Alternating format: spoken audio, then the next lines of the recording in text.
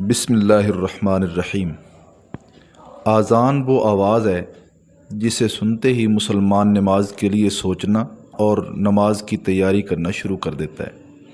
اذان سنتے ہی مسلمان ایکٹیو ہو جاتا ہے۔ اذان کے آداب کے بارے میں بہت سارے سوالات کیے جاتے ہیں کہ کیا ہم اذان کے دوران بات کر سکتے ہیں یا نہیں، اذان کا جواب کیسے دینا چاہیے، کون سے کام اذان کے دوران کر سکتے ہیں اور کون سے کام نہیں کر سکتے، اس بارے میں ہم آج گفتگو کریں گے۔ اذان عربی زبان کا لفظ ہے جس کا مطلب ہے اعلان کرنا، اطلاع دینا، خبردار کرنا۔ ہر نماز سے پہلے اذان کیوں مقرر کی گئی، اس کا جواب ہم حدیث کی روشنی میں دیکھتے ہیں۔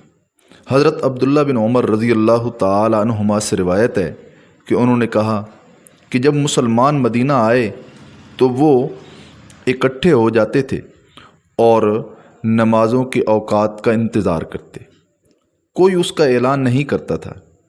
ایک دن انہوں نے آپس میں مشورہ کیا، بعض نے کہا کہ عیسائیوں کے گھنٹے کی مانند ایک گھنٹہ لے لو اور اس کو بجا دیا کرو، اور بعضوں نے کہا کہ نہیں، یہود کے کرن جیسا کوئی کرن لے لو۔ البتہ حضرت عمر رضی اللہ تعالی عنہ نے فرمایا کہ تم ایک آدمی ہی کیوں نہیں بھیج دیتے جو نماز کا اعلان کرے، نماز کی اطلاع دے۔ تو نبی اکرم صلی اللہ علیہ وسلم نے فرمایا کہ اے بلال اٹھو اور نماز کا اعلان کرو۔ یہ مسلم کی حدیث ہے۔ محمد بن جعفر نے کہا کہ ہمیں ہشام نے اپنے والد سے حدیث بیان کی اور انہوں نے حضرت عائشہ رضی اللہ تعالی عنہ سے روایت کیا کہ انہوں نے کہا کہ عبداللہ بن ام مکتوم نبی اکرم صلی اللہ علیہ وسلم کے زمانے میں اذان دیا کرتے، حالانکہ وہ نابینا صحابی تھے۔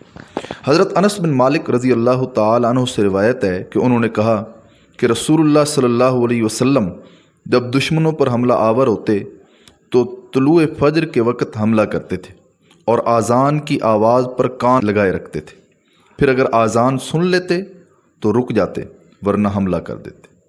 اور ایک دن ایسا ہوا کہ آپ نے ایک آدمی کو کہتے ہوئے سنا، اللہ اکبر اللہ اکبر، تو نبی اکرم صلی اللہ علیہ وسلم نے فرمایا کہ یہ فطرت اسلام پر ہے۔ پھر اس نے کہا اشہد ان لا الہ الا اللہ، اشہد ان لا الہ الا اللہ، تو نبی اکرم صلی اللہ علیہ وسلم نے فرمایا کہ یہ آگ سے نکل گیا۔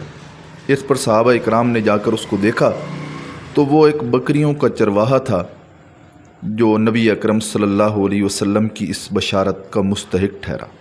حضرت ابو سعید خدری رضی اللہ تعالی عنہ سے روایت ہے کہ نبی اکرم صلی اللہ علیہ وسلم نے فرمایا کہ جب تم اذان سنو تو جو مؤذن کہتا ہے اسی طرح کہو۔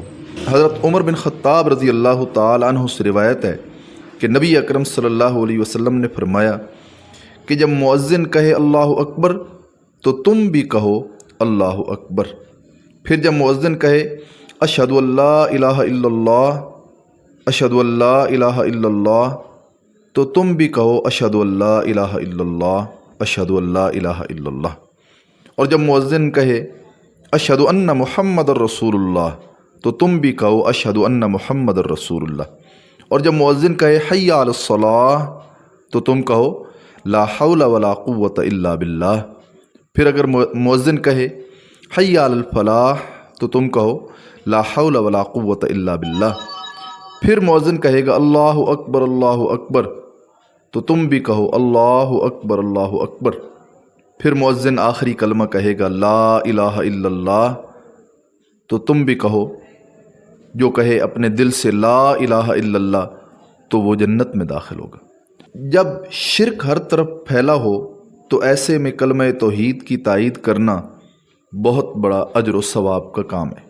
انسان اس کی توحید کے کلمات کو پورے اخلاص کے ساتھ بار بار دہرائے تو اللہ سے اس بات کی پوری امید رکھنی چاہیے کہ وہ اس کو عظیم اجر ثواب عنایت کریں گے۔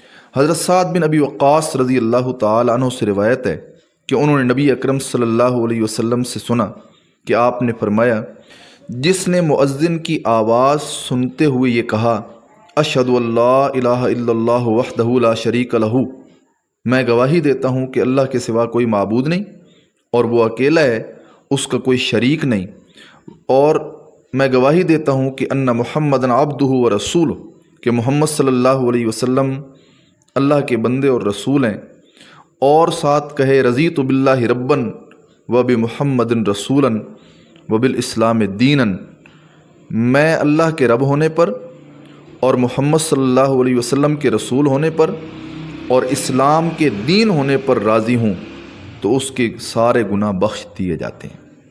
حضرت ابو ہریرہ رضی اللہ تعالیٰ عنہ سے روایت ہے کہ نبی اکرم صلی اللہ علیہ وسلم نے فرمایا کہ شیطان جب نماز کے لیے پکار یعنی اذان سنتا ہے تو رسوا ہوتے ہوئے بھاگتا ہے تاکہ مؤذن کی آواز نہ سن سکے، پھر جب مؤذن خاموش ہو جاتا ہے تو واپس آ جاتا ہے اور نمازیوں کے دل میں وسوسہ پیدا کرتا ہے، پھر جب اقامت سنتا ہے تو پھر بھاگتا ہے تاکہ اسے اقامت کی آواز سنائی نہ دے، پھر جب اقامت کہہ لیتا ہے مؤذن تو وہ واپس آ جاتا ہے اور لوگوں کے دلوں میں وسوسہ ڈالتا ہے۔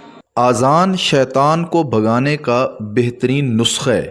حضرت ابو ہریرہ رضی اللہ تعالی عنہ نے ارشاد فرمایا، نبی اکرم صلی اللہ علیہ وسلم نے فرمایا کہ جب نماز کے لیے اذان دی جاتی ہے تو شیطان پیٹھ پھیر کر بھاگ جاتا ہے۔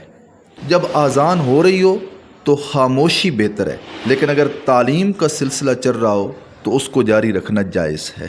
کئی مساجد میں اذان ہو رہی ہو تو سب اذانوں کا جواب دینا ضروری نہیں ہے، محلے کی قریب ترین مسجد کی اذان کا جواب دینا چاہیے۔ اذان کے آخر میں ایک بار درود ابراہیمی پڑھنا چاہیے۔ اللہ تعالیٰ سے دعا ہے کہ اللہ تعالیٰ عمل کرنے کی توفیق عنایت فرمائے۔